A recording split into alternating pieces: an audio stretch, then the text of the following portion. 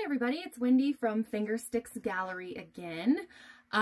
We are going to be doing a 4-cup pour today, and I recently sold a really neat painting, and it had this stuck to it. This is from Vinyl Disorder. This is where I pretty much get all of my vinyl decals, and we're doing it on concrete board today. I, for one, love doing concrete board. They're super durable, super easy to work with. They don't sag. This one's 11 by 16, I believe. And we just had some left over from a project that we were doing, so why not utilize it? And it works great. I've just covered it with some Rust-Oleum paint and primer in one. Just sprayed paint it. Seems to work really well. The only other problem I've had was with the silver. It tends to resist the paint a little bit and make some really cool looking cracks. So if you want to do that, that's kind of neat. Doing a project here. All of my mixes have floetrol and Elmer school glue. I'm using school glue because I couldn't find the glue all, and the school glue is a little bit thicker. Just add a little more water to it and be careful when you wash it off because it is washable and it could take some of your paint with it. 50-50 mix with my floetrol and glue mix. I just put it right back in the floetrol bottle because it's way easy. So 50-50 glue or 50-50 glue and floetrol. School glue, add a little bit of water to it, and it's perfect. Most of my paints, I usually do a 50-50 pouring medium to paint mix. All of these paints are going to be, well, this color is, the burnt orange is the Americana. The rest of them are a mix of folk art and apple barrel paints. And most of them I mix myself. So there's going to be green, a metallic copper, which is one of my favorites, red, teal, and yellow. And then the burnt orange. Now I'm trying something new, everybody. This violet color is actually, it's a mica powder pigment. So I mixed it with the 50-50 pouring medium mix that I make. I don't ever add it to paint because I've done that before and it just gets totally lost. You can't see it. But the pouring medium will dry clear. So hopefully, I don't know. We'll have to wait and see how this turns out. So if it works out great, fantastic. So to save a little time, I've already poured these. It was actually in the order that you've seen them. Purple, green, copper, red, blue, yellow, and the orange. Oh, in fact, I think the orange was over here because I didn't want to make additional purple. Anyway, they're already in the cups. When I'm done with this, I'm actually going to wash it and epoxy it. When you epoxy and add the decal, it makes it stick so much easier. And then you just put one coat of epoxy over the top of it and call it a day. Okay, so this may not be so pretty. These cups are pretty full.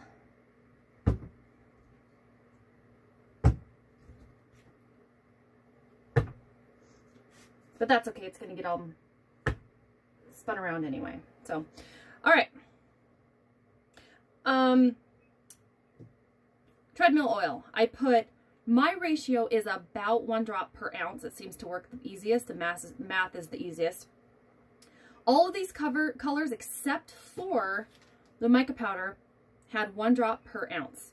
So we will see how that works. I do love my cells. They're so pretty. I also sprayed the cups and wiped out with silicone spray just to help it release a little bit, because that first color that you put in is always going to be your top color. So it helps it release a little bit because I really like that sage green. The sage green is actually, oh, it's alfalfa, sorry, from folk art. One of my favorite colors. The colors, actually, if you look around your house, I've had a couple people ask where I get my colors from. This one was actually a shower curtain. My shower curtain is, it has these colors in it, and I thought it was really neat. And I've done a pour once before with it, and it turned out really nice, so I'm going to do it again. Okay. And there is quite a bit of paint, so if it spills off the side, I'm not really going to cry about it too much, so.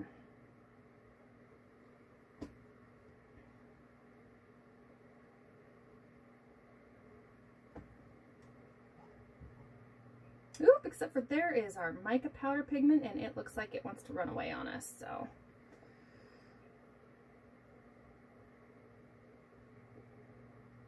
I actually mix these paints a little bit thicker, but since it's so darn warm in here, I think that I should have made them even thicker than that. Okay, so to tip or not tip? I used to tip right away, but then when the cells come up, some of my cells would end up in the weird spots, so I let them come up a little bit. I don't torch right away because the cells get bigger and they tend to stretch out on me because I'm a beginner just like a lot of you, and my motto is don't ever be afraid to be a beginner. If you mess it up, who cares? Canvas is cheap. A piece of cardboard is free. Scrape it off, do it again, or keep it. I keep a lot of my mistakes just so I remember what I did wrong, or even if it's not wrong and you just didn't like it, it doesn't mean someone else isn't going to love it. So this is my torch. It's a benzomatic. I get it from, well, you can't really tell because paint. Get it from Home Depot. My husband bought this for me. Has a igniter, so it's super easy to use. I use it just because we do a lot of soldering, and those little tiny like cake torches, they don't really work for me. So do whatever works for you. Okay, so we are going to carefully, now one thing, keep in mind, if you do use this concrete board, which is one of my favorite darn things to use, because it's actually relatively cheap if you have an old project that you just had some left over, but it's kind of heavy, so be really careful. If you have back issues, of course, like most of us seem to have these days, just be careful because they're heavy. I also use the mounts. I get these on Amazon. They're the little silver discs, and you do have to drill a hole through your project, but they mount so beautifully and they look really neat. So that's what will be sitting on the top, and they just space. I think these are 1-inch space, and they stand up from your wall, so it gives a really great presence to your piece.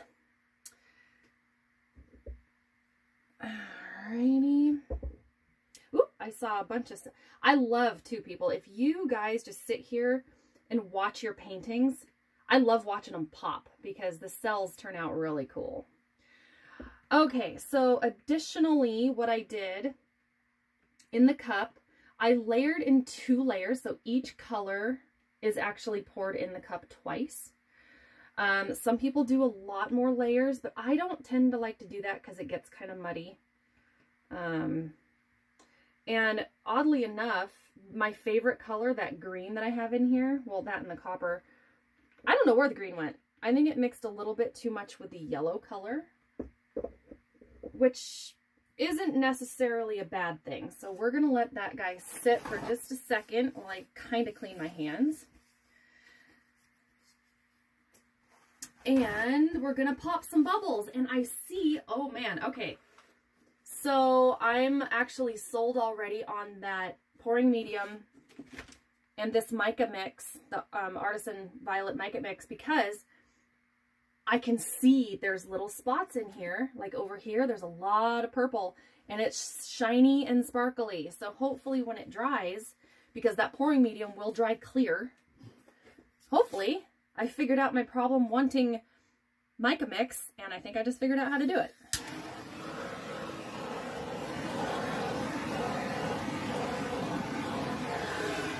So when I torch, I do it a couple times because there's a ton of little baby cells over here.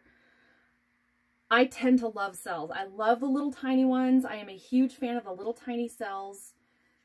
So we're going to do that a couple times. Now, over here where there's not a whole heck of a lot of cells, sometimes you can kind of tease them to come up a little bit. So if you drag like that, you drag the heat gun a little bit closer. Do it again. You can tease those cells to come up a little bit more. Don't touch the flame to your painting if you can help it. And always have a fire extinguisher on hand. But now all those cells are starting to come up and I'm loving it. I adore these little tiny cells. I'm a huge fan. So anyway, let's go in for a close-up if I can here. So right in here is that mica powder, and it really does seem to be coming up. And there's a vein right there by the blue of that mica powder coming in. And over here. So really hoping that when this sucker fully dries, that those veins of that pouring medium and that mica powder will be clear and we can see through it. So anyway, that is this. And then I'm going to put that good morning decal over the top and put it by my coffee pot in our kitchen, because sometimes we just need a reminder that we're going to be taken care of all day. So anyway, everybody, happy pouring. Don't ever be afraid to be a beginner, and I will talk to you soon.